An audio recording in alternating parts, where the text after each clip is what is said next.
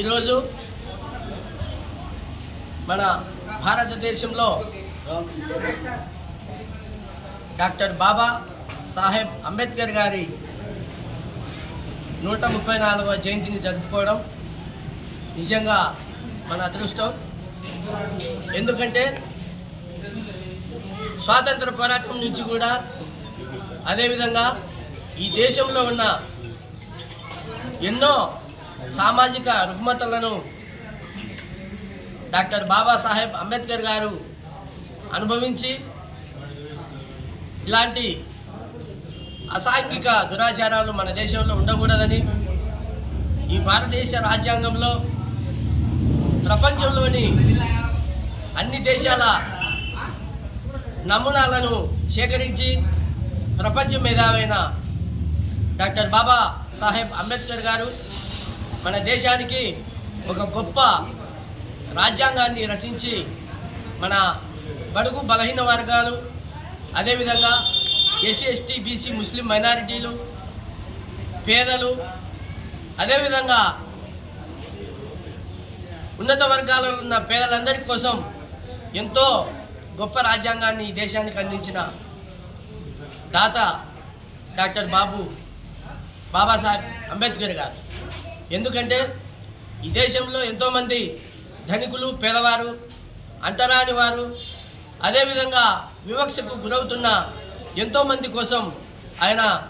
తన చిన్నతనం నుంచి ఎన్నో కష్టాలు పడి ఈ దేశంలో ఉన్న సాంఘిక దురాచారాలను అనుభవించి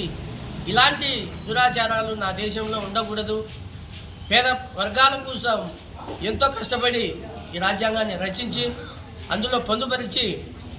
బడుగు బలహీన వర్గాలు ఎస్సీ ఎస్టీ బీసీ ముస్లిం మైనారిటీల కోసం పేదల కోసం ఎంతో త్యాగం చేసిన మహనీయుడు డాక్టర్ బాబా సాహెబ్ అంబేద్కర్ గారు. అదేవిధంగా ఆయన చిన్నతనం నుంచి ఎన్నో వివక్షకు గురైనాడు చదువుకునే వయసులో కానీ అదేవిధంగా పెళ్ళైన తర్వాత కూడా ఆయన తన సంసార జీవితాన్ని వదిలేసి ఈ దేశం కోసం త్యాగం చేసినాడు. తన పిల్లలు చనిపోతుంటే కూడా మరి చూస్తూ ఉండిపోయినాడు. నా పిల్లలు ఒకరిద్దరు చనిపోతే మరి నేను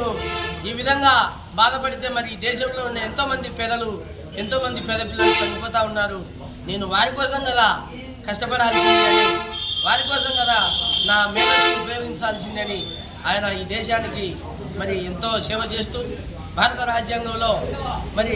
ముఖ్యంగా పేదవారికి ఆనాడు ఓటు హక్కు ఉండేది కాదు. ఎంతోమంది మేధావులు పేదవారికి ఓటు హక్కు వద్దని మహిళలకు ఓటు హక్కు వద్దని ఎంతో వాదించినా కానీ ఆయన వినకుండా ఈ భారతదేశంలో ఉన్న 18 సంవత్సరాల నిండా ప్రతి ఒక్కరూ కులమతాలకు భేదం లేకుండా వర్గ విభేదాలకు సంబంధం లేకుండా 18 ఏళ్ళు నిండిన ప్రతి మహిళకు ప్రతి పురుషునికి అదేవిధంగా ఈ దేశంలో ఉన్న ప్రతి కులానికి జాతికి ఓటకు ఉండడం ద్వారానే వారికి న్యాయం జరుగుతుంది అని ఆ రోజు అందరినీ ఒప్పించి మన భారత రాజ్యాంగంలో పొందుపరిచి ఈరోజు మేము ఎంతో కాలంగా దాదాపు 31 సంవత్సరాలుగా మరి వివక్షకు గురవుతా ఉన్న మా పేద బడుగు బలహీన వర్గాల్లోని మాదిగ ఉపకులాలందరూ కలిసి ఈరోజు మేము ఉద్యమాలలో పాల్గొంటున్నామంటే ఆనాడు చేసిన అంబేద్కర్ గారి రచనలు అంబేద్కర్ గారి రాజ్యాంగ స్ఫూర్తితోనే మేము ఈరోజు ముందుకు పోతా ఉన్నాం. పద్మశ్రీ మందాకృష్ణ మాదిగ గారు 31 సంవత్సరాల క్రితం 1994లో మరి వర్గీకరణ విషయాన్ని వెలుగులోకి తెచ్చి నిజంగా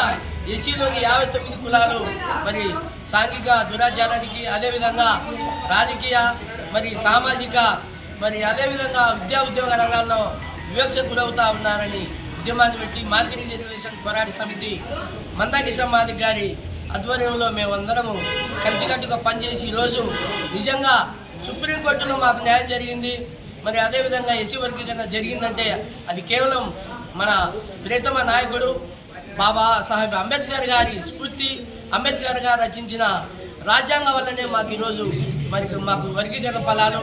మరి రిజర్వేషన్ ఫలాలు అందుకుంటున్నామని ఈ సందర్భంగా మేము మరి ఆయనకు కృతజ్ఞతలు తెలియజేస్తూ ఉన్నాం. సోదరులారా, రాబో కాలంలో విద్యా ఉద్యోగ రాజకీయ సాంఘిక సంక్షేమ రంగాలలో మరి అందరం తమ వంతు పాత్ర పోషించి మరి ఎవరి జనాభా నిష్పత్తి ప్రకారం వారు మరి ఈ దేశంలో ఉన్న ఫలాలను రాజ్యాంగ ఫలాలను అందుకునే విధంగా మనందరం కృషి చేద్దామని ఈ సందర్భంగా మనవి చేస్తూ మాదిగ రిజర్వేషన్ పోరాట సమితి నంద్యాల జిల్లా సీనియర్ నాయకుడిని, నేను కోయలకుంట్ల మండల ఇన్ఛార్జి. నా పేరు ఉస్మాన్ నాగేశ్వరరావు మాదిగ.